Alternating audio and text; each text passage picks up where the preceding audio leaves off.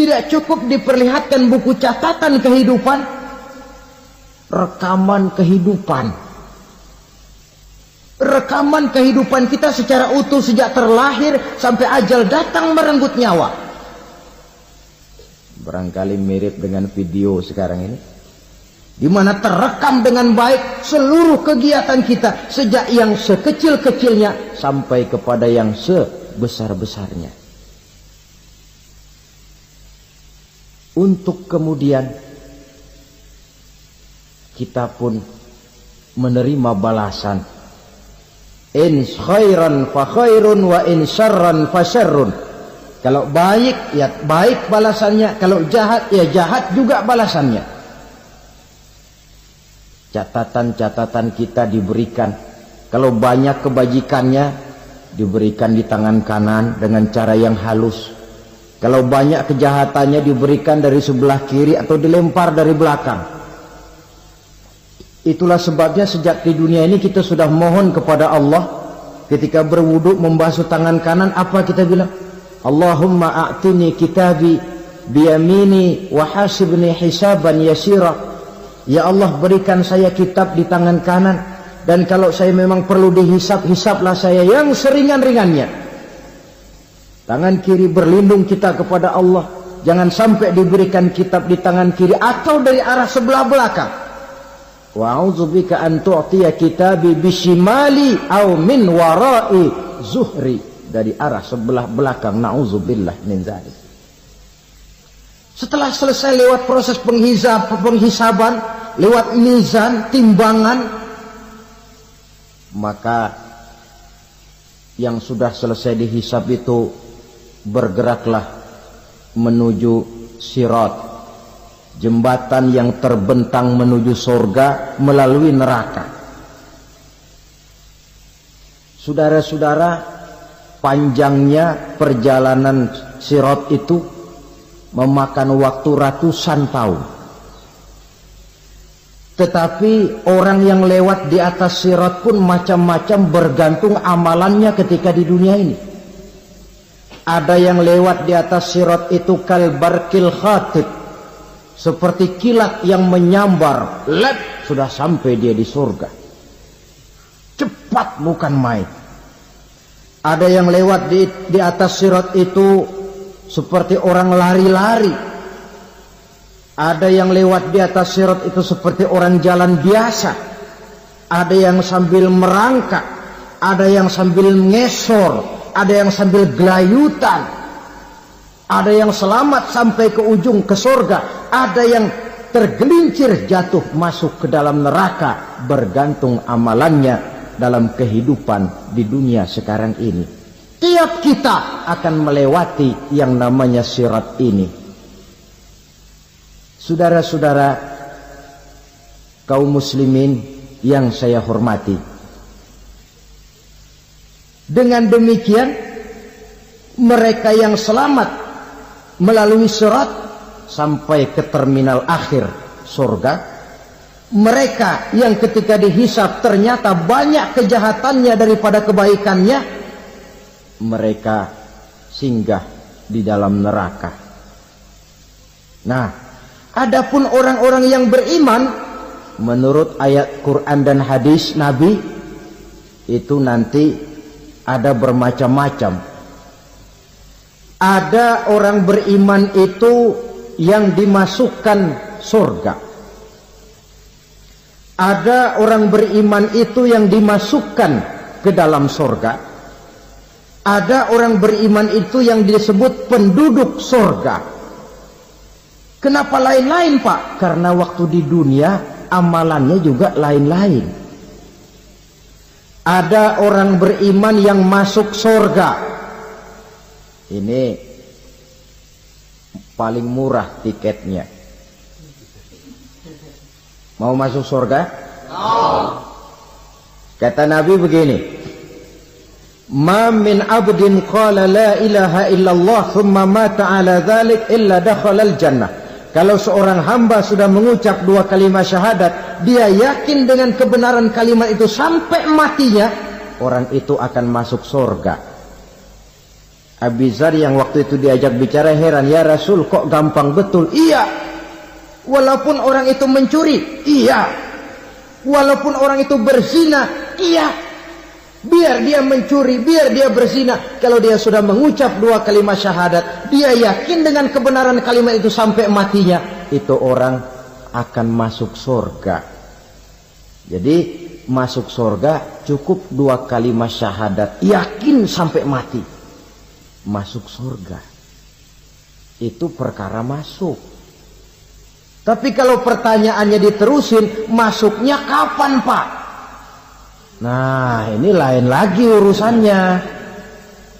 Sebab ada yang masuknya itu langsung, ada yang mampir dulu. Di sana tempat cuma 2, kalau tidak surga, neraka. Mau ke surga tapi mampir dulu, yang mampirnya jelas di neraka. Kenapa? Dalam hadis qudsi ada riwayat, nanti itu di akhirat, setelah Allah selesai mengatur penduduk surga masuk surga, yang neraka masuk neraka, Allah berkata kepada malaikat Malik, malaikat Malik, labaik ya Allah, itu bajingan-bajingan tengik, manusia-manusia durjana yang waktu di dunia tidak mau sujud, jauh dari ulama, gemar melakukan yang munkarat dan maksiat, hidup di tengah masyarakat selalu jadi bibit keonaran, kufur, sudah masuk neraka semua. Sudah ya Allah.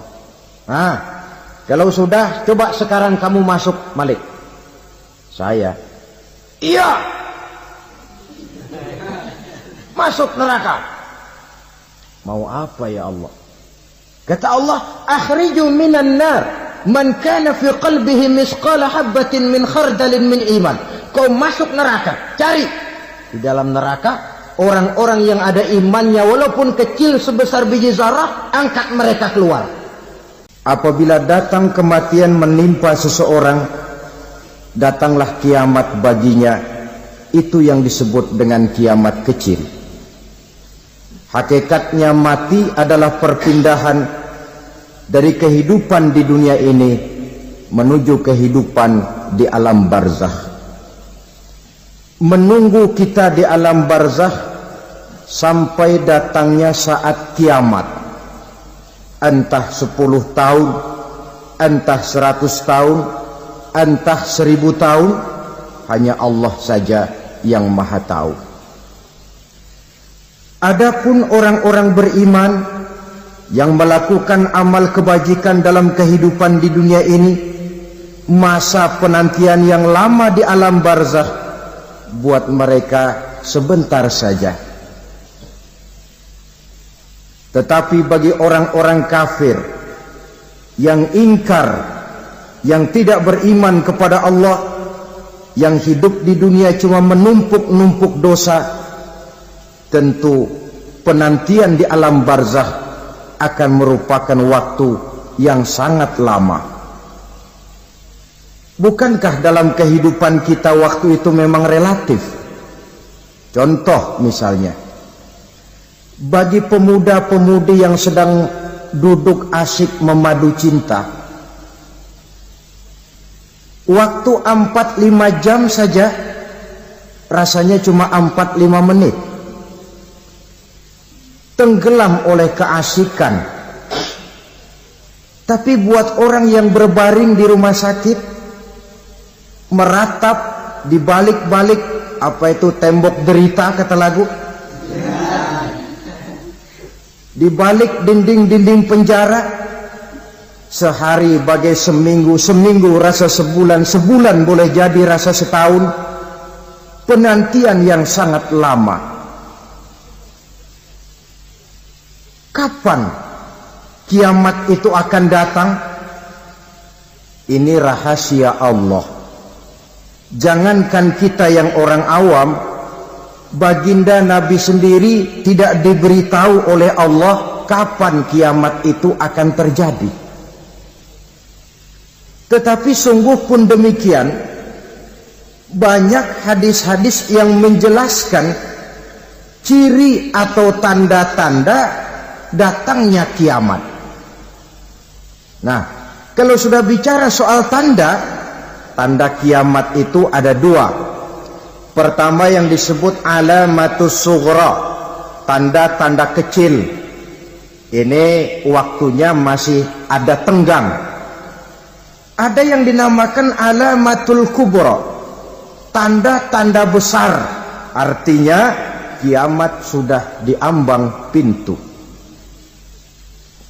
Apa tanda-tanda kecil dari datangnya hari kiamat itu? Misalnya kata Nabi, apabila ilmu sudah diangkat oleh Allah. Artinya apabila ulama sudah banyak wafat, minat orang belajar agama berkurang, lalu kebodohan nampak merajalela di mana-mana, zina dikerjakan secara terbuka, minuman-minuman keras jadi kebanggaan. Itu termasuk di antara tanda-tanda kecil terjadinya hari kiamat. Apalagi misalnya iza waladatil ammatu rabbataha, apabila budak sudah melahirkan tuan. Apa maksudnya? Ada yang mentafsirkan apabila anak sudah bisa membudaki orang tuanya. Orang tua yang melahirkan dia, yang membesarkan dia, demi setelah si anak besar jadi orang berpangkat, bertitel, berharta, berkedudukan, jadilah orang tua itu budaknya. Sehingga sering dibilang kalau orang tua kaya, anak jadi raja. Tapi kalau anak yang kaya, orang tua sering jadi budak. Apalagi munculnya fitnah yang bergelombang, timbul perang antara dua bangsa yang besar, waktu berjalan terasa sangat pendek sekali. Itu merupakan tanda di antara tanda-tanda kiamat. Termasuk di dalamnya sulit membedakan mana laki, mana perempuan. Kan kalau tanda-tanda kayak begini sekarang sudah banyak kita lihat kan. Ulama banyak wafat, penggantinya sulit. Zina dikerjakan berterang-terangan, minuman keras jadi kebanggaan, banyak anak membudaki orang tuanya, sulit membedakan mana laki mana perempuan. Kadang-kadang dari belakang kita lihat perempuan bener, begitu kita colek nengok jenggotan.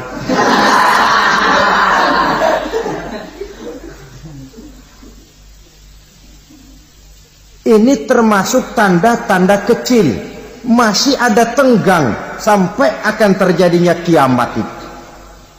Nah, yang dimaksud dengan tanda-tanda besar, ini tanda besar artinya kiamat sudah diambang pintu. Pertama, matahari terbit dari sebelah barat. Apabila matahari sudah terbit dari arah sebelah barat, tertutuplah sudah pintu taubat. Bersabda Nabi kita, la taqumus sa'atu hatta tatlu'a syamsu min maghribiha. Tidak akan datang hari kiamat sampai matahari terbit dari arah sebelah barat. Fa iza tala'at, manakala matahari telah terbit dari arah sebelah barat, wara'ahan nasu, manusia banyak menyaksikan itu, amanu ajma'un, mereka pun lalu beriman. Yang tadinya kafir, yang tadinya ingkar, yang tadinya membangkang, setelah melihat matahari terbit dari sebelah barat, buru-buru beriman, berlomba-lomba mengucap dua kalimat syahadat. Tapi apa yang terjadi? Kata Nabi, wadzalika hina la yanfa'u nafsan imanuha lam takun amanat min qabl. Hari itu adalah hari yang iman sudah tidak berguna lagi bagi seseorang apabila sebelumnya memang dia tidak pernah beriman. Au kasabat fi imaniha khaira, atau beriman tetapi tidak pernah melakukan kebajikan di dalam keimanannya itu. Hari yang sudah kasib, hari yang sudah terlambat, beriman tidak akan ada gunanya lagi. Ini pelajaran buat kita. Sebelum sang surya terbit dari sebelah barat, sebelum nafas sampai di tenggorokan, artinya pintu taubat masih terbuka. Kalau dua hal itu sudah terwujud, nafas sudah sampai di kerongkongan atau matahari sudah terbit dari arah sebelah barat, tertutuplah sudah pintu taubat. Tak ada lagi gunanya pangkat, jabatan, harta, bahkan beriman pun dalam suasana macam itu. Too late, kata orang Kulon. Sudah terlambat. Matahari terbit dari arah sebelah barat. Itu tanda besar, artinya kiamat sudah di ambang pintu. Lalu apalagi tanda besar? Munculnya Dajjal. Dajjal artinya pendusta-pendusta yang menyesatkan manusia. Ada dua macam Dajjal, saudara. Ada Dajjal kecil. Ini Dajjal kelas teri. Kalau ini sejak zaman Rasulullah sudah ada itu. Tiap zaman ada. Di zaman Rasulullah misalnya ada yang bernama Aswad al-Unsi dari Yaman. Ada yang namanya Musailamah al-Kazzab dari Yamama. Ada yang namanya Ibnu Sayyad dari Madinah. Ini Dajjal di zaman Rasul. Musailamatul Kazzab memproklamirkan diri jadi nabi dia. Di zaman Rasul masih hidup. Ini Dajjal zaman Nabi.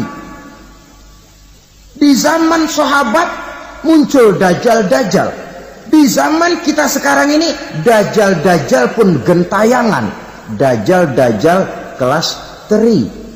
Kerjanya mendustakan manusia, menyesatkan manusia, memalingkan manusia dari jalan yang benar dan diridhoi oleh Allah Subhanahu wa taala. Adapun yang merupakan tanda besar dari datangnya kiamat, Dajjal kelas kakap. Pembohong-pembohong besar yang menyesatkan masyarakat manusia berpaling dari jalan Allah mengikuti jalan mereka.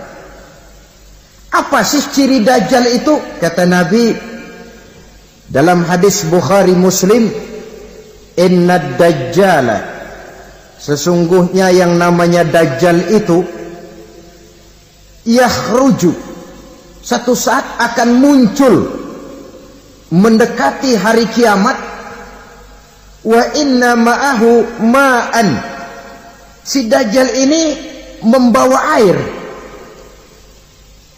Wa naran, dan juga membawa api. Dua simbol. Di tangan yang satu dia bawa air, di tangan yang satu dia bawa api. Wa ammal ladzi yarahu an-nasu ma'an fanarun. Adapun yang orang banyak lihat air, hakikatnya adalah api. Yang dilihat api, hakikatnya adalah air. Oleh sebab itu, kalau api yang ditawarkan, ambillah air. Kalau air yang ditawarkan, pilihlah api. Maksudnya apa ini? Ini bahasa simbol, saudara-saudara. Dajjal bicaranya seolah-olah untuk kepentingan manusia, menawarkan surga. Surga yang dia tawarkan hakikatnya neraka. Hai manusia, kalau kau mau bahagia, jangan dekat-dekat dengan agama. Solat itu tidak efektif dan efisien, tidak produktif dari segi ekonomi itu. Menghadiri majelis taklim cuma buang-buang waktu. Tahajud, tasbih, tahlil, baca Quran, apa itu? Pekerjaan mubazir saja. Hidup ini cuma sekali, masa yang cuma sekali, manfaatkan dengan sebaik-baiknya. Mumpung, dibawanya sifat mumpung tetapi dalam pengertian yang sangat negatif. Bicaranya seolah-olah untuk kepentingan manusia, tetapi sebenarnya menjerumuskan manusia. Menawarkan air, tapi sebenarnya api. Menawarkan api, tapi hakikatnya air. Buat apa kamu sholat?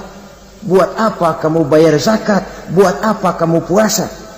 Surga yang dicanangkan Dajjal, hakikatnya neraka. Neraka yang digambarkan Dajjal, pada dasarnya adalah surga. Jadi memutarbalikkan fakta itu kerjaan Dajjal. Yang hak jadi batil, yang batil dibilang hak, yang benar jadi salah, yang salah malah jadi benar. Tuntunan disuruh jadi tontonan, tontonan malah menjadi tuntunan. Itu pekerjaan Dajjal profesinya. Zamannya Nabi Adam, Dajjalnya kan iblis. Betul? Betul. Apa sih gang kerayuan iblis itu? Allah setelah menciptakan Nabi Adam kan bilang, Adam, kau dan istrimu Hawa tinggal di surga ini. Seluruh fasilitas yang ada di surga persilahkan kau nikmati. Satu yang tidak boleh, jangan coba-coba dekati pohon khuldi.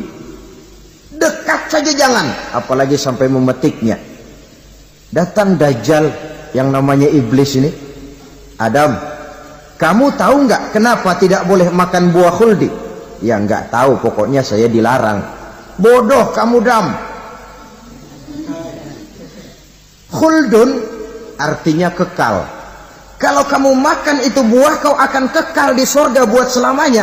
Allah tidak kepengen, maka dilarang kamu makan buah khuldi. Kalau kau ingin kekal di surga Adam, makan saja. Saya bicara begini ini untuk kepentingan kamu Adam. Ini kan ciri-ciri Dajjal. Bicaranya sih seolah-olah untuk kepentingan Nabi Adam, hakikat sebenarnya menjerumuskan Nabi Adam supaya ingkar dan melanggar larangan dari Allah Subhanahu wa ta'ala. Jadi setelah muncul Dajjal, timbul kekacauan-kekacauan di masyarakat. Banyak yang terpengaruh, terpedaya dan terpesona. Termasuk mereka yang memproklamirkan diri jadi nabi. Mereka yang memproklamirkan diri jadi rasul di zaman sesudah Rasulullah wafat, itu adalah Dajjal-Dajjal. Maka saya ingatkan, kalau di zaman kita sekarang ini ada orang ngaku jadi nabi, ada orang ngaku jadi rasul, biar bahasa Arabnya kental, Quran hafal, hadis ribuan hadis hafal, biar pakai serban sampai menyengser ke tanah, bahasa Arabnya fasih, tapi dia mengaku jadi nabi, jadi rasul, kita umat Islam wajib tidak percaya. Wajib untuk tidak percaya. Itulah Dajjal-Dajjal zaman kita sekarang ini. Tidak mustahil mereka datang mempengaruhi orang-orang awam supaya berpaling dari Rasulullah, mengikuti mereka. Nah, di akhir zaman nanti, mendekati hari kiamat, Dajjal ini muncul, Dajjal kelas kakap, menyesatkan masyarakat manusia untuk berpaling dari Islam, mengikuti seruan mereka. Apalagi di antara datangnya kiamat itu, tanda yang besar itu, turunnya Nabiullah Isa Al-Masih, putra Maryam. Menurut berbagai hadis yang sahih, Nabi Isa Al-Masih nanti akan turun lagi. Tidak membawa risalah yang baru, tapi meluruskan risalah Islam ini yang telah banyak ditinggalkan oleh masyarakat. Bahkan ada hadis menjelaskan beliau akan membunuh Nabi, mematahkan kayu-kayu salib, lalu melaksanakan haji dan umrah mengikuti syariat Nabi Muhammad, bukan membawa agama baru. Menjadi semacam mujaddid, reformer, menyelamatkan manusia dari bisikan Dajjal. Bahkan ada riwayat yang menjelaskan bahwa Nabi Isa berhasil mengalahkan Dajjal, mengembalikan masyarakat manusia kembali kepada ajaran Islam yang datang dari Allah, dibawa oleh Rasulullah Sallallahu Alaihi Wasallam. Dengan kata lain, turunnya Nabi Isa bukan sebagai Nabi dan Rasul baru, tetapi mengikuti syariat Nabi kita Muhammad Sallallahu Alaihi Wasallam. Saudara hadirin, ibu-ibu hadirat yang saya hormati, kemudian apalagi di antara tanda-tanda besar akan datangnya kiamat itu? Keluarnya asap atau awan. Kata Nabi, inna min asrati sa'ah dukhanan yamla'u ma bainal masyriqi wal maghrib. Di antara tanda-tanda kiamat munculnya awan atau asap yang memenuhi antara langit dan bumi. Ini pun diperkuat dalam surah Ad-Dukhan ayat 10. Fartaqib yauma ta'tis sama' bidukhanin mubin fayughshan nas hadza azabun alim. Bagi orang-orang yang beriman, mereka biasa-biasa saja. Tapi bagi orang kufur, datangnya asap dan awan ini merupakan azab yang kelewat pedih. Barangkali sedikit mendekati gambaran tentang azab yang pedih ini, saya ingatkan alam pikiran kita kepada peristiwa yang belum lama terjadi. Pernah dengar berita bocornya reaktor nuklir di Chernobyl, Uni Soviet? Pernah dengar? Bocornya reaktor nuklir di Chernobyl yang mengakibatkan ratusan bahkan sangat mungkin ribuan nyawa. Cuma satu reaktor. Bagaimana kalau seluruh cadangan nuklir yang dimiliki oleh para negara adikuasa ini diledakkan? Bahkan yang konon menurut catatan, cadangan nuklir yang dimiliki bersama oleh Amerika dan Rusia sekarang ini sudah sanggup memusnahkan 6 miliar manusia. 1,5 kali lebih banyak dari jumlah manusia yang nongkrong di permukaan bumi ini. Saudara-saudara hadirin yang saya hormati, lalu saat mendekati hari kiamat, apalagi tandanya? Setelah Nabi Isa wafat, pada saat turunnya yang kedua kali, lalu Allah meniupkan angin sejuk. Semua orang-orang beriman, orang-orang baik wafat, sehingga penghuni bumi ini cuma tinggal lagi terdiri dari orang-orang kafir. Tidak ada lagi di bumi ini yang bisa mengucapkan Allah. Sehingga dalam hadis qudsi itu ada keterangan, innallaha azza wa jalla yaqulu li Israfil. Allah pernah pesan kepada malaikat Israfil, kata Allah, Israfil, iza sami'ta qailan yaqul Allah Allah fa akhirin nafah 40 sanatan ikraman liqailiha. Hai Israfil, apabila kau dengar di permukaan bumi masih banyak orang yang mengucapkan Allah Allah, maka tunda sangkakala kiamat itu 40 tahun. Untuk apa? Ikraman liqailiha, menghormati orang yang mengucapkan Allah Allah itu. Wah, jadi karena sekarang masih banyak yang mengucapkan Allah, besar hatilah kita, masih jauh kiamat itu. Tapi jangan lupa, kiamat pribadi, kiamat kecil itu yang nggak kita sangka-sangka. Ajal datang mencabut nyawa, itu kiamat pribadi, dan itu yang pasti kita hadapi, dan itu yang membuat kita tidak boleh bersikap main-main di dalam kehidupan sekarang ini. Saudara hadirin yang saya hormati, tidak ada lagi orang-orang muslim. Seluruh penduduk dunia ini kafir. Lalu terciptalah struktur sosial yang berlandaskan prinsip hidup semau gue. Bakal terjadilah prinsip di mana yang kaya menyantap yang miskin, yang kuat menindas yang lemah. Hidup sudah bagaikan di rimba belantara, berlaku hukum rimba. Siapa yang kuat dia yang menang, siapa yang lemah menjadi mangsa. Timbul kekacauan, maksiat merajalela, munkarat menjadi-jadi, sehingga isi bumi ini penuh dengan segala macam perbuatan dosa. Tidak ada perlunya lagi alam diperpanjang temponya. Datang saat yang sudah dijanjikan oleh Allah Azza wa Jalla, maka terjadilah yang disebut kiamat kubra, kiamat besar, kiamat hancur-hancuran. Bagaimana kejadian ini dimulai? Dalam surah Az-Zumar ayat 68, Allah Subhanahu wa taala berfirman, "Wa nufikha fis-suri fasa'iqa man fis samawati wa man fil ardi illa man sya'allahu." Maka manakala ditiuplah sangkakala, terkejutlah seluruh yang ada di langit dan seluruh yang ada di bumi. Bila saat kiamat datang, Allah perintah malaikat Israfil, "Israfil, tiup sangkakalamu." Ditiuplah sangkakala oleh malaikat Israfil. Yang akibat daripada tiupan itu, seluruh yang ada di langit, seluruh yang ada di permukaan bumi terkejut. Yang ada di langit siapa? Malaikat kan.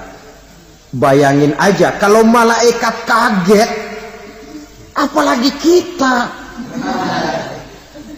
Terkejut seluruh makhluk yang ada di bumi, yang ada di langit mendengar suara sangkakala itu. Bunyinya tidak sanggup kita bayangkan dahsyatnya. Ledakan nuklir, ledakan neutron, belum apa-apa ketimbang bunyi sangkakala malaikat Israfil ini. Nah, lalu mendengar bunyi sangkakala ini, gemparlah makhluk, kacaulah alam. Bumi gempa, planet-planet bertabrakan, gunung meletus, air laut tumpah ke darat, angin topan bertiup, halilintar menyambar. Lalu semua yang bernama hidup mati total. Mati bareng tanpa persiapan. La haula wala quwata illa billah. Saya kadang-kadang dalam tafakur bermohon, ya Allah, mudah-mudahan saya enggak nemuin kiamat beneran. Ngeri. Tidak bisa kita bayangkan macam apa suasana seperti itu. Allah saja banyak memberikan gambaran, misalnya Al-Qari'ah, wa mal qari'ah, wa ma adraka mal qari'ah. Kejadian yang menggemparkan. Tahukah kamu apa kejadian yang menggemparkan itu?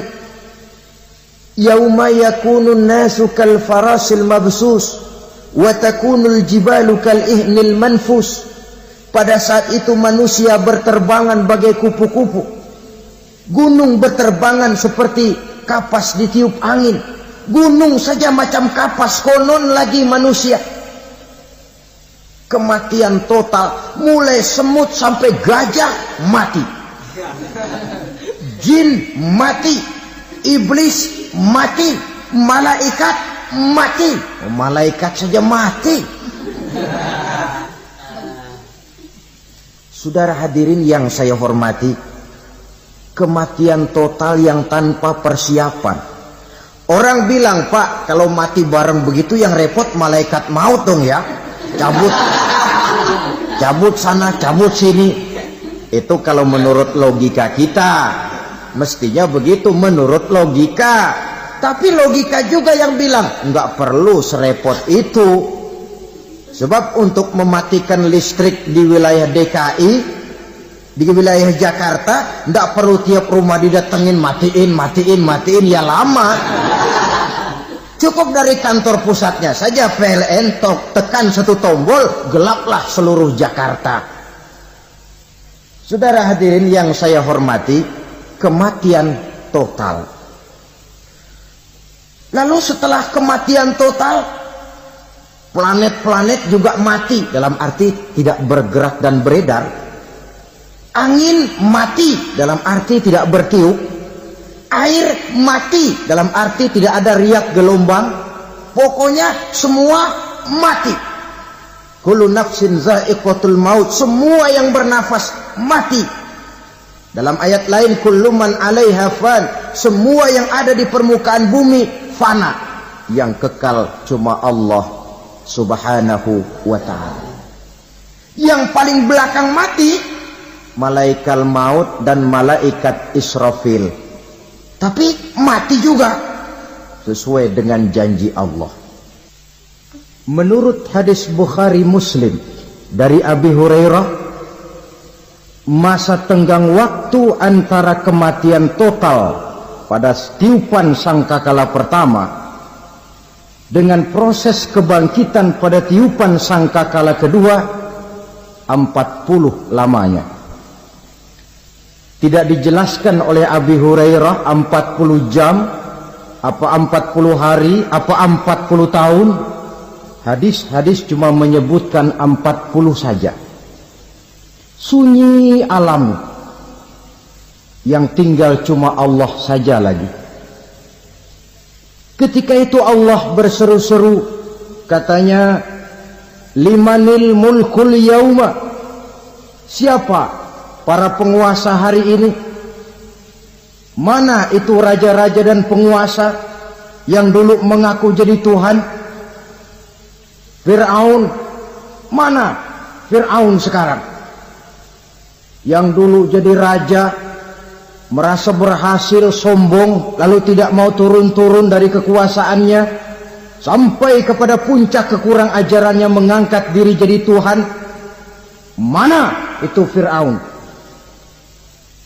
Namrus, mana sekarang Namrus? La ilaha illa ana, ternyata tidak ada Tuhan lain selain daripada aku, kata Allah. Proses kemudian, saudara-saudara, turunlah hujan dari langit. 40 lamanya hujan itu. Tidak jelas juga 40 jam atau 40 hari. Setelah air turun membasahi, datanglah tiupan sangkakala yang kedua. Semua yang bernama mati bangkit dari kuburnya masing-masing. Ini yang disebut Yaumul Ba'thi, hari kebangkitan. Allahu Akbar. Pada saat kita bangkit dari kubur kita masing-masing, kumpul di padang mahsyar namanya. Bayangin aja, saya sendiri nggak sanggup bayangin. Manusia sejak zaman Adam sampai zaman kiamat kumpul bareng di tempat sama. Berapa banyaknya itu?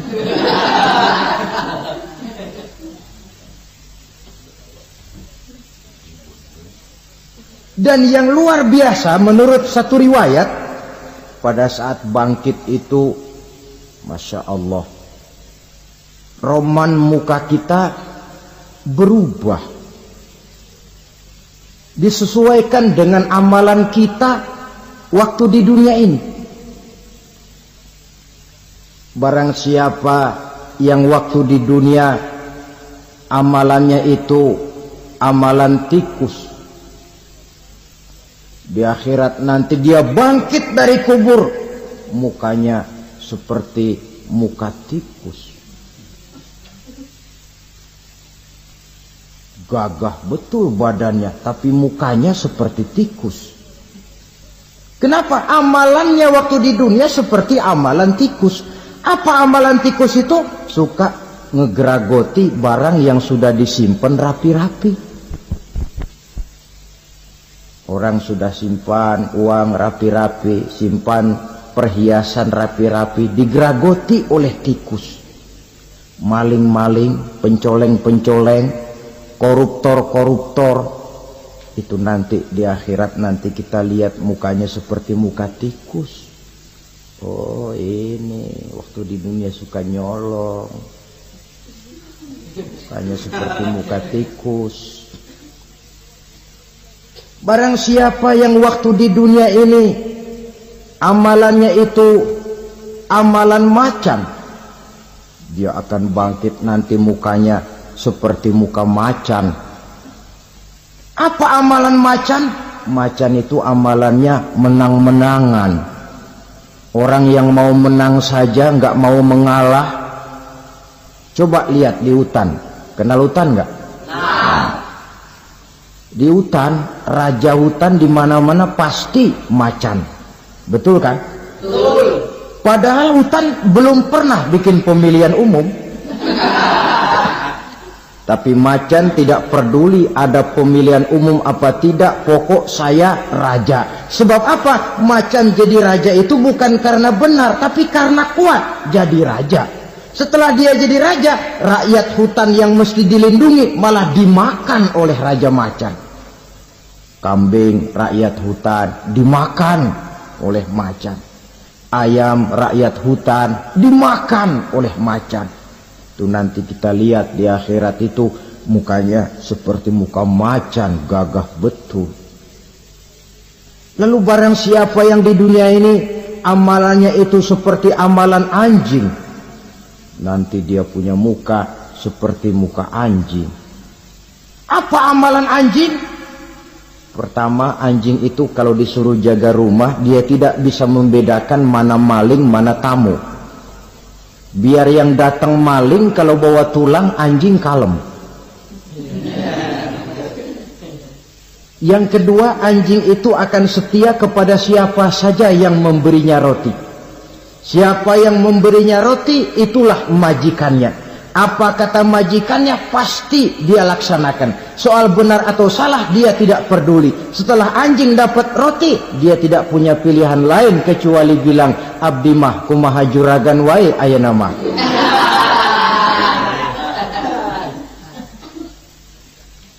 Saudara hadirin yang saya hormati, berkumpul di padang mahsyar, tiap orang sibuk dengan persoalannya masing-masing.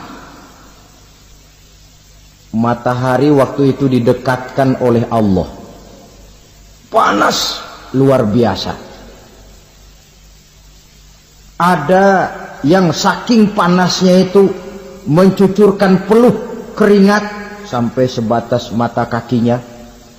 Ada yang keringatnya sampai sedengkulnya, ada yang keringatnya sampai sepusatnya, ada yang keringatnya mengalir sampai sebahunya. Ada yang kelelap oleh keringatnya sendiri, sementara orang di sampingnya enggak apa-apa.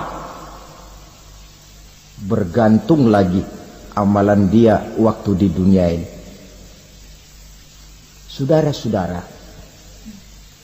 sebagian orang dalam kepanikan padang mahsyar berombong-rombong datang mereka menghadap Nabi Adam. Ya Adam, anta abal bashar. Hai Adam, Tuhan adalah bapak moyang manusia. Kami sebentar lagi akan disidang, dimintakan pertanggungan jawab. Tolonglah kami, hai Adam. Kata Nabi Adam, jangankan nolongin sampean, saya sendiri tanggung jawab di hadapan Allah. Ketika dulu tidak boleh makan khuldi, saya serobot. Sudahlah, urus diri masing-masing saja, nafsi. Begitu kata Nabi Nuh, begitu kata Nabi Ibrahim. Tiap orang bertanggung jawab sendiri-sendiri. Ketika itulah saudara-saudara, nikmatnya menjadi umat Nabi besar Muhammad sallallahu alaihi wasallam. Sebab apa? Walaupun menurut abjad kita ini umat paling belakang, kan paling belakang kita ini toh, karena Nabi Muhammad adalah Nabi akhir. Tapi akan dihisap lebih dulu, lewat di atas sirat lebih dulu, masuk surga lebih dahulu ketimbang umat-umat belakangan. Ketika Rasul mendekati ajal, beliau tanyakan itu kepada malaikat Jibril. Malaikat Jibril berkata, Muhammad jangan khawatir, Allah sudah berjanji, inni haramtul jannata ala sairil anbiya hatta tadkhulaha anta, wa haramtuha ala sairil umami hatta tadkhulaha ummatuka. Surga aku haramkan buat seluruh nabi kecuali kalau engkau Muhammad sudah masuk ke dalamnya, dan surga aku haramkan buat seluruh umat kecuali kalau umatmu Muhammad sudah masuk ke dalamnya. Logikanya, walaupun menurut abjad kita umat paling belakang, bakal dihisap paling dulu, lewat di atas sirat paling dulu, masuk surga paling dulu, kalau mampir ke neraka juga paling dulu. Ya resiko. Jangan mau enaknya aja paling dulu. Saudara hadirin yang saya hormati, setelah masa kebangkitan itu jangan dikira begitu bangkit langsung diperiksa. Masih menunggu menanti ribuan tahun perhitungan padang mahsyar, untuk sampai kepada proses yang disebut yaumul hisab, hari perhitungan. Seorang demi seorang bakal dipanggil. Bayangkan saja, kita se-RT saja di absen, kadang-kadang perlu waktu lama. Ini manusia sejak zaman Nabi Adam sampai datang hari kiamat, satu demi satu disidang di hadapan Qadhi Rabbul Jalil. Status sosial copot sudah waktu itu. Yang pernah jadi hartawan di situ tidak lagi kelihatan kehartawanannya. Yang pernah jadi jenderal tidak lagi dipanggil jenderalnya. Yang ustadz tidak lagi dipanggil al-mukarramnya. Seluruh status sosial selesai. Dipanggillah kita seorang demi seorang menghadap Qadhi Rabbul Jalil. Bagaimana proses penghisaban itu? Pertama, proses tanya jawab.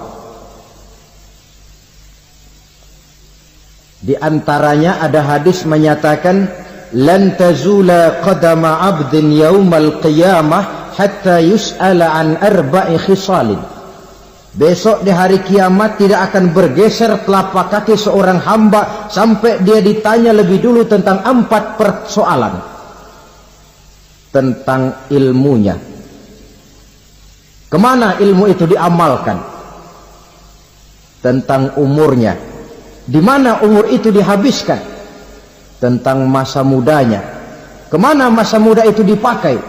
Tentang hartanya. Dari mana harta itu didapat dan kemana harta itu dibelanjakan. Ini termasuk proses tanya jawab. Jadi kalau istilah pengadilan dunia, nama Fulan bin Fulan. Kamu waktu di dunia diberikan umur panjang untuk apa? Pernah mengalami masa muda, kemana kau habiskan masa remajamu? Kau diamanahkan ilmu, dengan apa ilmumu kau amalkan? Kau diberikan harta, dari mana harta kau dapat, kemana kau belanjakan? Tak seorang pun yang bisa mungkir. Sebab apa? Dikala itu yang menjadi saksi bukan orang. Yang menjadi saksi adalah seluruh anggota badan kita. Tangan bicara, kaki jadi saksi terhadap seluruh amalan yang pernah kita kerjakan pada saat kehidupan di alam dunia ini. Selesai proses tanya jawab, lalu diperlihatkan buku catatan kita waktu hidup di dunia ini. Jangan lupa Allah itu menyiapkan 2 superkomputer kepada kita. Sebelah ditempelin sebelah kanan, yang sebelah tempelin di sebelah kiri. Komputer itu namanya Raqib dan Atid.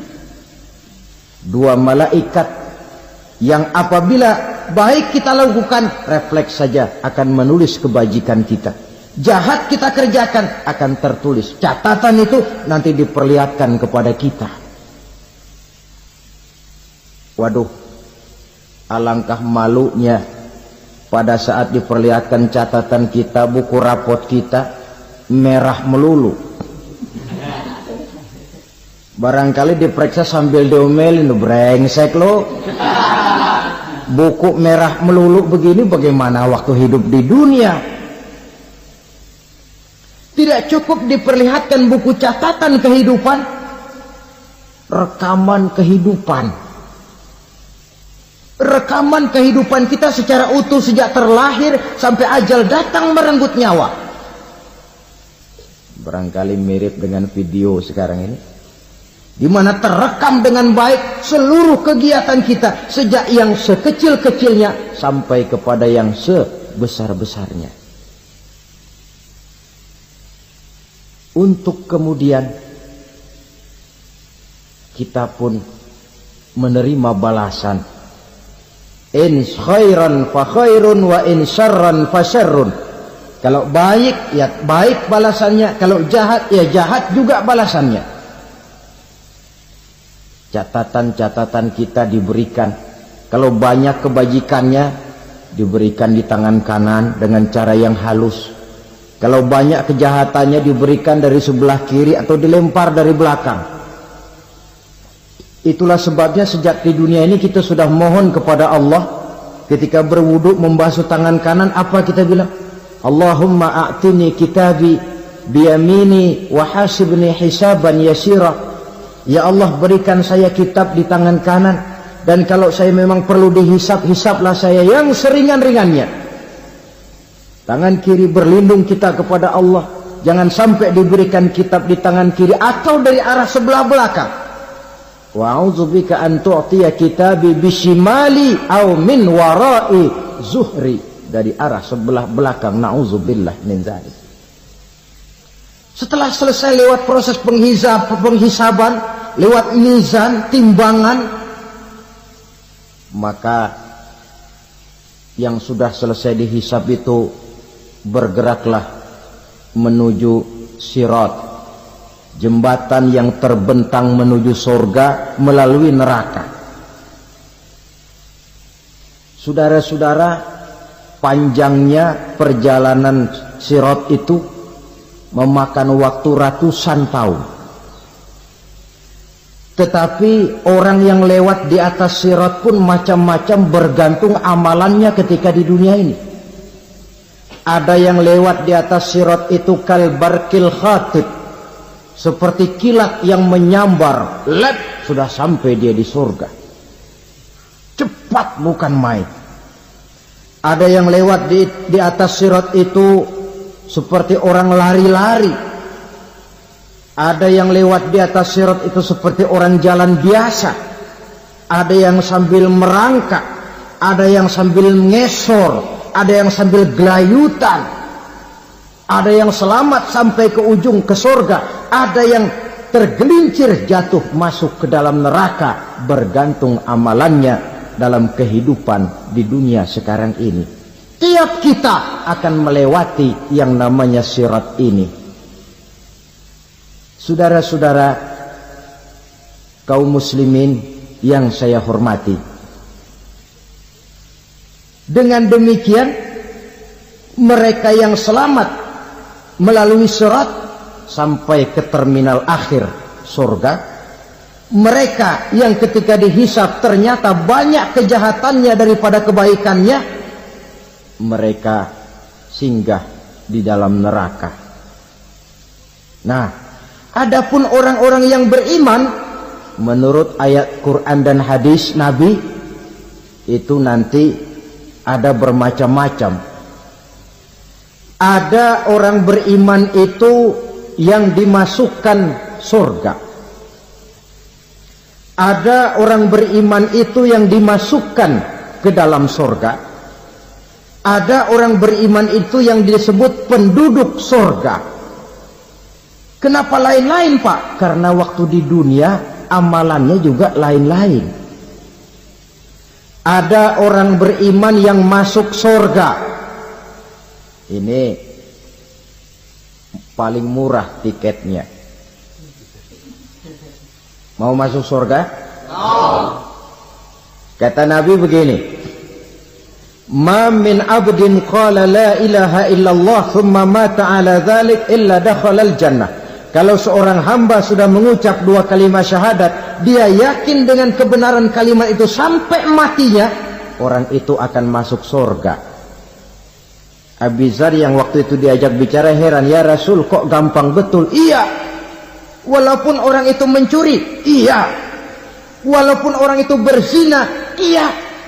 Biar dia mencuri, biar dia berzina, kalau dia sudah mengucap dua kalimat syahadat, dia yakin dengan kebenaran kalimat itu sampai matinya, itu orang akan masuk surga. Jadi masuk surga cukup dua kalimat syahadat, yakin sampai mati, masuk surga. Itu perkara masuk. Tapi kalau pertanyaannya diterusin, masuknya kapan, Pak? Nah, ini lain lagi urusannya. Sebab ada yang masuknya itu langsung, ada yang mampir dulu. Di sana tempat cuma dua, kalau tidak surga, neraka. Mau ke surga, tapi mampir dulu. Yang mampirnya jelas di neraka. Kenapa? Dalam hadis qudsi ada riwayat, nanti itu di akhirat, setelah Allah selesai mengatur penduduk surga masuk surga, yang neraka masuk neraka, Allah berkata kepada malaikat Malik, malaikat Malik, labbaik ya Allah. Itu bajingan-bajingan tengik, manusia-manusia durjana yang waktu di dunia tidak mau sujud, jauh dari ulama, gemar melakukan yang munkarat dan maksiat, hidup di tengah masyarakat selalu jadi bibit keonaran, kufur, sudah masuk neraka semua. Sudah ya Allah. Nah, kalau sudah, coba sekarang kamu masuk, Malik. Saya, iya, masuk neraka. Mau apa ya Allah? Kata Allah, akhriju minan nar man kana fi qalbihi misqala habatin min khardalin min iman. Kau masuk neraka, cari di dalam neraka orang-orang yang ada imannya walaupun kecil sebesar biji zarah, angkat mereka keluar. Masuk malaikat Malik ke neraka, cari orang yang ada imannya, korek-korek. Ya repot, udah pada gosong.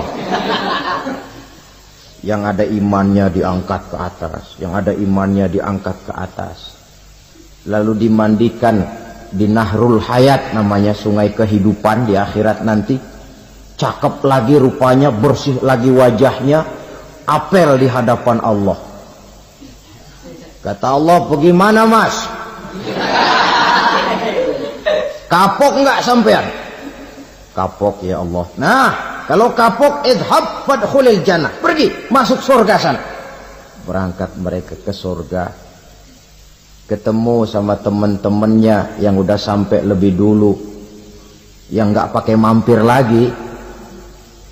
Terjadi dialog. Kata teman-temannya yang udah pada nyampe duluan, mas, iya, emang baru sampai?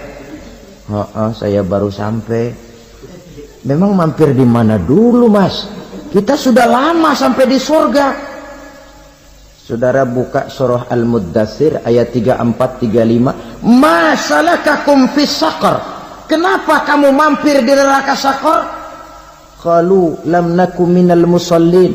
Mereka menjawab, kami mampir di neraka Saqar mas, gara-gara dulunya kami waktu di dunia tidak pernah sholat.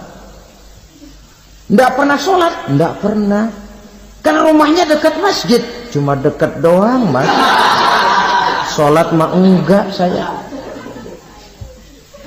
Enggak pernah ngasih makan fakir miskin, enggak pernah hadir di majelis taklim, pendeknya enggak pernah melakukan kebajikan. Maka saya pun mampir di neraka Saqar.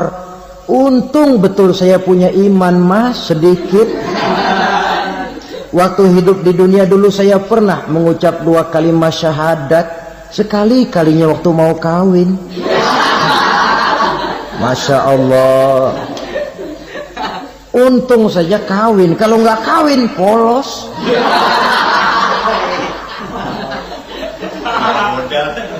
Itu juga pengulu sudah setengah mati ngajarin. Asyhadu alla, asyaduaan, asyaduaan.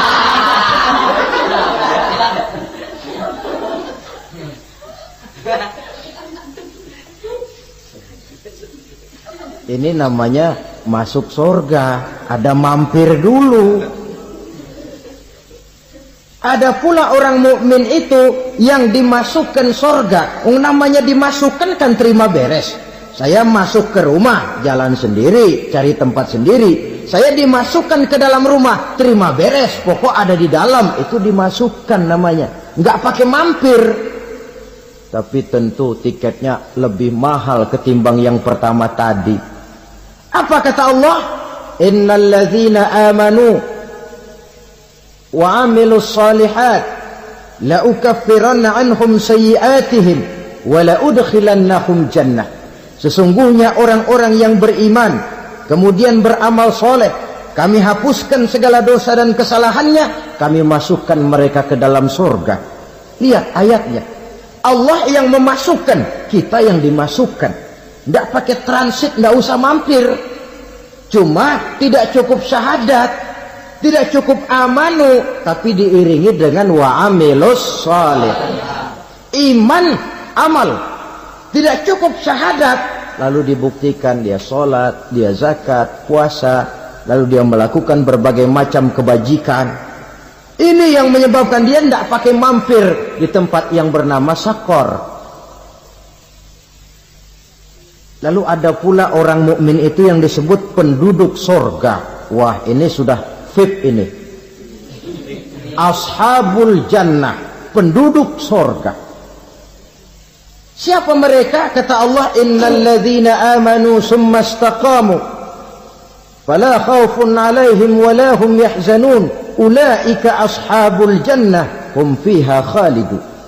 Sesungguhnya orang-orang yang beriman lalu istiqamah, tetap dalam melaksanakan perintah Allah, tidak goyang, tidak labil tapi stabil, istiqamah, mereka tidak takut dan tidak bersedih hati. Merekalah penduduk sorga. Iman, istiqamah. Tidak punya duit, sembahyang. Banyak duit, sembahyang. Miskin, sembahyang. Kaya, tetap sembahyang. Istiqamah. Kadang orang kalau susah rajin ke masjid, banyak duitnya ngelihat masjid melengos. Itu yang dibilang waktu miskin hamba Allah, setelah kaya jadi hamba harta. Bergeser, tidak ada nilai istiqomahnya. Saudara-saudara, dengan begitu penduduk neraka itu dua. Ada penduduk permanen, ada penduduk yang semi permanen. Yang semi permanen orang-orang beriman yang mempunyai dosa besar. Mereka masuk ke neraka untuk menerima azab sesuai dengan dosanya. Bila selesai masa azab itu, mereka akan diangkat untuk ditempatkan kembali ke dalam surganya Allah Subhanahu wa ta'ala. Nah, dikala itulah saudara-saudara, ada yang disebut syafaat dari Rasulullah Sallallahu Alaihi Wasallam. Tapi tentu jangan lupa, syafaat ini ibarat kain menambal dia. Kita punya kain bolong-bolong sedikit, syafaat yang menambal. Solat kita ada kurang dikit, sedekah kita ada campur riak dikit, amalan kita ada tidak karena Allah dikit, kita berharap syafaat. Jadi biarlah kain masih bolong-bolong, yang penting punya kain. Tapi kalau kainnya tidak ada, yang ditambal apanya? Solat tidak, puasa tidak, zakat tidak, berharap syafaat saja. Ya, terlalu berlebihan itu. Saudara hadirin yang saya hormati, apabila selesai proses penghisaban, proses penghitungan, maka dikala itulah manusia terbagi dalam dua kelompok besar. Fariqun fil jannah wa fariqun fis sa'ir. Sekelompok orang-orang beruntung yang masuk ke dalam surga, dan sekelompok lagi masuk ke dalam neraka. Akan memakan waktu untuk menceritakan sifat surga dan neraka, tapi insya Allah pada kesempatan pertemuan lain saya sampaikan. Namun sebagai gambaran umum cukuplah saya sampaikan sebuah hadis qudsi. Allah jelaskan, a'dadtu li'ibadiyas salihin ma la 'ainun ra'at wa la uzunun sami'at wa la khatara fi qalbil bashar. Aku sediakan buat hamba-hambaku yang soleh, yang tidak pernah terlihat oleh mata, tidak pernah terdengar oleh telinga, dan belum pernah terdetik dalam hati manusia. Jadi kenikmatan surga belum pernah dilihat mata, belum pernah didengar telinga, belum pernah terdetik dalam hati. Pedihnya azab neraka belum pernah terlihat mata, belum pernah terdengar telinga, belum pernah terdetik dalam hati. Saudara hadirin yang saya hormati, oleh karena itu sebagai uraian akhir daripada kiamat ini, marilah sama-sama kita memanfaatkan hidup dengan sebaik-baiknya, supaya jangan timbul penyesalan di hari kemudian nanti. Maksud utama daripada diutusnya Rasulullah Sallallahu Alaihi Wasallam ke alam ini tidak lain adalah untuk memperbaiki akhlak manusia.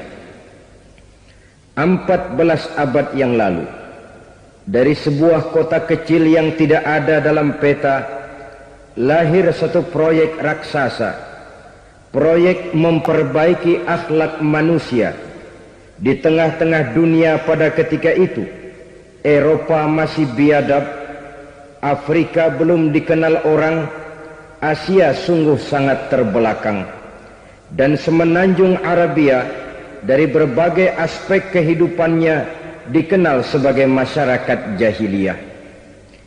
13 tahun pertama dari perjuangan selama periode Mekah, apa yang dilakukan oleh baginda Rasul tidak lain adalah memperbaiki akhlak manusia kepada Allah Subhanahu wa ta'ala dengan menanamkan roh, jiwa dan semangat tauhid. Kita tahu bahwa masyarakat jahiliyah menyembah batu, menyembah patung, menyembah berhala yang mereka buat sesuai dengan kekayaannya masing-masing. 360 berhala di sekeliling Ka'bah merupakan bukti nyata dari sesembahan mereka. Yang kaya membuat berhala dari emas lalu disembah, yang setengah kaya bikin patung dari perak lalu disembah, yang hampir miskin bikin Tuhan dari kayu lalu disembah, yang miskin benar tepung terigu diadonin lalu dibentuk seperti wujud seseorang kemudian disembah. Dan apabila selesai nyembah perutnya terasa lapar, Tuhannya habis dipretelin. Sepanjang sejarah kemanusiaan cuma masyarakat jahiliyah saja yang sampai makan Tuhan. Sesadis-sadisnya bangsa Indonesia belum pernah sampai makan Tuhan. Maka menghadapi manusia seperti ini, yang pertama dilaksanakan oleh Rasul memperbaiki akhlak mereka kepada Allah, menanamkan la ilaha illallah, bahwa tidak ada Tuhan yang perlu disembah selain daripada Allah Subhanahu wa ta'ala. Ini hakikatnya merupakan inti daripada ajaran Rasul-Rasul terdahulu. Kenapa? Seluruh Rasul bersumber dari satu sumber yang sama, yaitu dari Allah Subhanahu wa ta'ala. Maka prinsip ajaran ketuhanan yang mereka bawa tentu saja sama. Nabi Adam mengajarkan la ilaha illallah, Nabi Nuh mengajarkan la ilaha illallah, cuma tentu sambungannya Nuh Rasulullah. Nabi Ibrahim mengajarkan la ilaha illallah, Ibrahim Rasulullah. Nabi Musa mengajarkan la ilaha illallah, Musa Rasulullah. Bahkan Nabi Isa mengajarkan la ilaha illallah, Isa Rasulullah. Dan Nabi Muhammad mengajarkan la ilaha illallah, Muhammadur Rasulullah. Akhlak manusia kepada Allah dengan menanamkan tauhid. Jadi kalau ingin berakhlak yang benar kepada Allah, jaga tauhid, pegang teguh akidah. Saudara-saudara kaum muslimin rahimakumullah, lawan daripada tauhid adalah kufur. Kufur bisa dua, bisa kufur iman, bisa kufur nikmat. Kufur itu sifatnya, kafir itu orangnya. Ada orang kufur iman, dan ini merusak akhlak kepada Allah Subhanahu wa ta'ala. Kufur iman itu kadang-kadang bentuknya syirik, orangnya disebut musyrik. Kufur iman itu kadang-kadang bentuknya nifaq, orangnya disebut munafik. Kufur iman itu kadang-kadang bentuknya riddah, orangnya disebut murtad. Ini merupakan jenis daripada kufur-kufur iman dan tergelincirnya manusia daripada akhlak kepada Allah Subhanahu wa ta'ala. Benar, di zaman sekarang kita tidak menyembah berhala. Memang di zaman sekarang kita tidak menyembah patung. Iya, kita tidak berkeyakinan Tuhan lebih dari satu. Tapi kadang-kadang akhlak kita kepada Allah sering lentur dan luntur, sering bergoyang dan tergoncang, sering kena erosi dan polusi. Bahwa kita tidak menyembah Latta, Uzza, Manat dan Hubal seperti masyarakat jahiliyah dahulu, memang.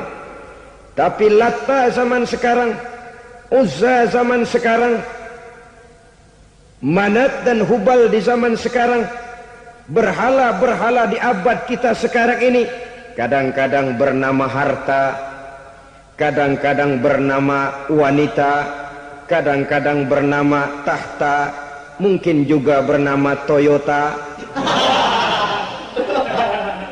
Sesuatu yang lebih kita agungkan daripada Allah, menjelmalah dia menjadi berhala-berhala di zaman kita sekarang ini. Manakala kita di kantor sudah lebih takut kepada kepala bagian kita daripada kepada Allah, maka Tuhan kita barangkali adalah kepala bagian kita. Manakala kita sudah lebih takut kepada manusia daripada kepada Allah, bergeserlah akhlak kita kepada Allah, mengagungkan manusia dan menomorduakan Allah. Maka di zaman sekarang akhlak kita kepada Allah sering kena erosi, sering kena polusi. Mungkin karena sulitnya lapangan kerja, tingginya tensi ekonomi, persaingan hidup yang makin tajam, sulitnya mencari lapangan kerja, orang kadang-kadang nekat, sedikit pertimbangan, picik pandangan, mudah melakukan potong kompas, sehingga terjadilah perbuatan-perbuatan yang memelencengkan akhlak kita kepada Allah Subhanahu wa ta'ala. Kadang-kadang terjebak mempercayai selain daripada Allah, kadang-kadang terjebak di dalam mengagungkan yang selain daripada Allah lebih dari yang seharusnya. Terkenalah akhlak kita kepada Allah jaringan-jaringan erosi dan polusi. Kufur sebagai lawanan daripada tauhid merupakan sifat daripada orang yang tidak berakhlak kepada Allah. Bentuknya pertama bisa syirik. Syirik itu artinya meyakini ada Tuhan lain selain daripada Allah. Itu yang namanya syirik. Jadi percaya Tuhan ada, cuman Tuhannya kelebihan. Itu yang disebut syirik, dan itu merupakan cerminan dari akhlak yang rusak kepada Allah Subhanahu wa ta'ala. Berkeyakinan Tuhan lebih dari satu, berkeyakinan bahwa Tuhan itu beranak atau diperanakkan, atau mengagungkan sesuatu sama dengan Allah, atau menjadikan yang selain Allah sebagai tujuan akhir daripada perjalanan kehidupan ini, maka itu sudah terjebak kita dalam musyrik. Dan syirik satu dosa yang tidak berampun. Bahasa kasarnya, yang namanya syirik itu jenis bapak moyangnya dosa.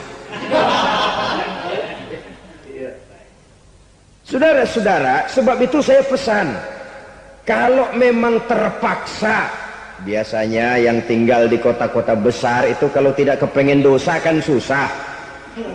Kalau terpaksa harus bikin dosa, cari yang kecil-kecil saja, yang kira-kira taubatnya gampang. Umpamanya pulang sholat Jumat nukar sendal, umpama yaitu jelas dosa. Tapi dosa yang taubatnya agak mudah. Jangan sampai terjebak ke dalam syirik, menyekutukan Allah. Kalau sudah menyekutukan Allah, Allah dimadu, murka benar Allah kepada kita. Innallaha la yaghfiru ayyushraka bih wa yaghfiru ma duna dzalika liman yasha. Allah tidak akan memberi ampun kepada orang yang menyekutukannya dengan sesuatu, tapi Allah mau mengampunkan dosa yang selain itu bagi orang yang dikehendakinya. Jadi orang-orang yang sudah terjebak syirik, menyekutukan Allah, meyakini ada Tuhan lain selain daripada Allah, meyakini Tuhan beranak atau diperanakkan, bagaimanapun baiknya mereka di dunia, bagaimanapun sosial jiwanya, bagaimanapun pemurah tangannya memberikan santunan dan pertolongan kepada orang lain, kalau sudah syirik, seluruh nilai kebaikannya akan tidak ada gunanya lagi, karena tidak ada tempat nilai kebaikan itu bergantung. Sedangkan kita berbuat baik agar diterima oleh Allah. Kalau Allahnya marah kepada kita, siapa yang akan menerima nilai kebaikan itu sendiri? Ini bentuk yang pertama. Yang nyata-nyata menyembah berhala, syirik. yang nyata-nyata beriktikad Tuhan lebih dari satu, syirik. Atau yang tersamar. Yang tersamar itu yang sering jadi penyakit kita. Saya sejak ada perkutut ini di rumah, perkutut.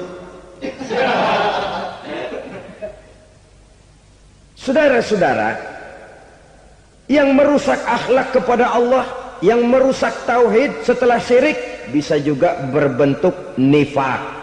Nifak itu sifatnya, orang yang punya sifat nifak disebut munafik. Asal katanya dari nafakun. Nafakun itu satu lubang yang punya dua muka, seperti goa, ada tempat masuk, ada tempat keluar. Maka munafik orang yang punya dua muka.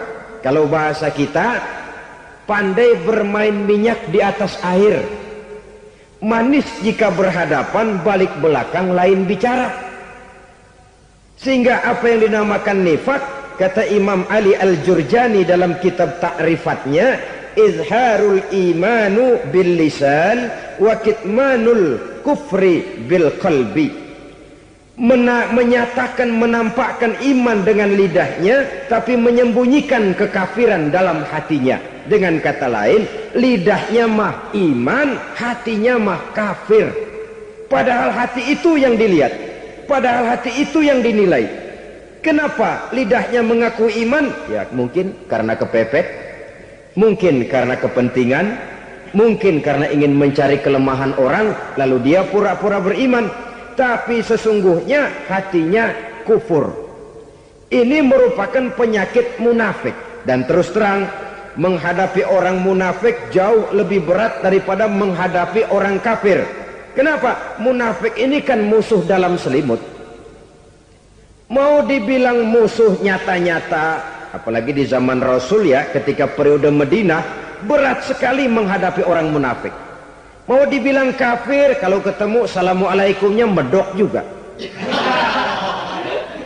Mau dibilang mukmin, di belakang ngegerundel, nyari-nyari penyakit, nyari-nyari lantaran, mencari-cari gara-gara. Kalau kafir jelas kafirnya, kalau musyrik jelas musyriknya. Tapi munafik, di depan kita dia mengaku beriman, di belakang kita dia caci maki kita. Maka demikian rupa watak orang munafik, Allah benci betul. Sampai dalam Quran orang munafik itu divonis innal munafikin fid darkil asfal minan nar. Orang-orang munafik di dasar jurang neraka yang paling bawah, keraknya neraka. Saudara-saudara kaum muslimin rahimakumullah. Sebab munafik sangat berbahaya. Membahayakan umat, membahayakan agama. Di depan kita mereka ngaku pura-pura beriman. Kalau pidato luar biasa, memuji agama setinggi langit, menampakkan seolah-olah dia orang yang dekat dengan agama. Saudara-saudara, agama penting, agama mutlak. Tapi yang ngomong begitu agamanya apa? Remeng-remeng. Cuma sekedar lipstick, cuma sekedar dekorasi, cuma sekedar kamuflase buat ngibuli orang lain. Dia mengaku beragama, mengatakan agama mutlak, menganggap agama penting, seolah-olah memperhatikan benar tentang tatanan kehidupan beragama, tapi sebenarnya di hatinya tidak lebih berkecamuk penyakit-penyakit kufur. Maka sifat munafik ini termasuk menodai tauhid, artinya merusak akhlak kita kepada Allah Subhanahu wa ta'ala. Sifat yang ketiga yang juga merusak akhlak kita kepada Allah dinamakan riddah. Riddah itu sifatnya, orang yang punya sifat riddah disebut murtad. Murtad keluar dari Islam. Keluar dari Islam tentu tadinya di dalam Islam. Oleh satu perbuatan dia bisa menjadi murtad. Misalnya tadinya dia iman benar kepada Allah, tapi melarat. Kadang-kadang sehari masak, 3 hari libur. Akhirnya oleh kesulitan ekonomi dia tidak kuat. Ada yang menawarkan kebaikan, dibawain supermi, dibawain obat-obatan, diberikan beras. Goyah imannya. Keluar dia dari Islam, ikut agama orang yang memberikan pertolongan kepadanya, memilih kesenangan sebentar dengan mengorbankan kebahagiaan yang kekal, maka orang semacam itu riddah sifatnya, murtad orangnya, keluar dari Islam. Dan yang menyebabkan kita murtad bukan cuma orang nyata-nyata memproklamirkan diri keluar dari Islam lalu mengikuti agama orang lain, bukan cuma itu. Mengakui ada Rasul lagi sesudah Nabi Muhammad bisa menyebabkan kita murtad. Mengingkari nikmat Allah bisa menyebabkan kita murtad. Meyakini semua agama benar bisa menyebabkan orang menjadi murtad. Meragukan kesempurnaan dan kelengkapan Al-Quran bisa menyebabkan orang jadi murtad. Mengingkari sunnah bisa menyebabkan orang menjadi murtad. Banyak hal-hal yang bisa mendatangkan penyakit riddah dan membuat pelakunya menjadi murtad. Dan ini menodai akhlak kita kepada Allah Subhanahu wa ta'ala. Itu tadi kufur iman, saudara-saudara. Nyata-nyata mengingkari Allah, baik dalam bentuk syirik, nifak, ataupun riddah. Kufur yang kedua dinamakan kufur nikmat. Apa itu kufur nikmat?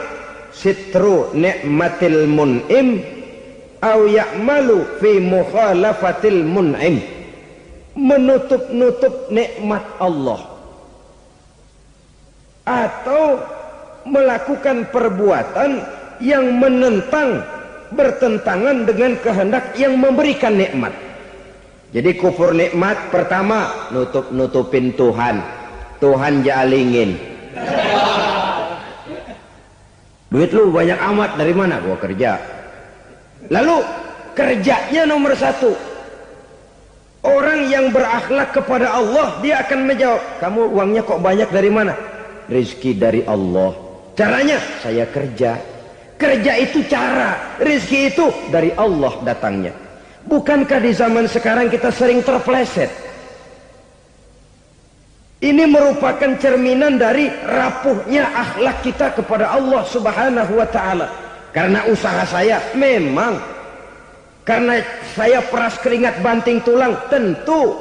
Tapi sadarkah kita bahwa sepanjang yang bisa kita lakukan cuma berusaha, peras keringat banting tulang, pergi pagi pulang sore?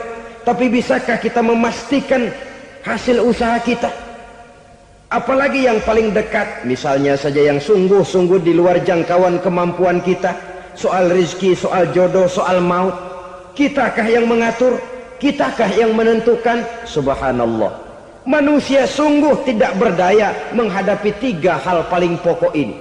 Rezeki, kita cuma bekerja. Kitakah yang menentukan? Tidak. Kita berusaha saja, rezeki belum pasti dapat. Apalagi kalau kita tidak berusaha. Jangan terjebak dalam fatalisme. Belum perang udah nyerah. Emang dasar rezeki datangnya dari Tuhan, gak usah kerja. Dan ntar juga kalau dia datang. Dari mana datangnya? Kerja saja belum tentu dapat rezeki, apalagi kalau tidak kerja. Yang jelas usaha perlu kepastian, itu urusan Allah. Ini akhlak kepada Allah Subhanahu wa ta'ala. Jodoh juga begitu. Kita berusaha, kita berupaya, Allah menghendaki lain jadinya. Maut juga begitu. Siapa sih yang pengen ngadepi maut? Siapa sih yang pengen mati? Siapa sih yang pengen ketemu malaikat Israel? Tidak seorang pun kalau ditanya, kecuali mereka yang putus asa ya. Kalau otaknya masih normal, mau mati mesti belakangan dulu dikit. Tapi yang satu itu, saudara, kalau dia sudah datang, tenaga mana yang bisa menolak? Kalau dia sudah berkunjung, kekuatan mana yang bisa menghindar? Kalau dia sudah ingin bertemu, kemana kita bisa melarikan diri? Manusia sepanjang yang dia lakukan hanya berusaha, tapi kepastian, ketentuan dari Allah Subhanahu wa ta'ala. Orang yang kufur nikmat, nutupin Allah. Dia merasa rezekinya adalah mutlak peras keringatnya. Seolah-olah Allah nggak punya peranan apa-apa di situ. Oh, ini kan saya bisa rumah begini karena saya kerja keras. Oh, ini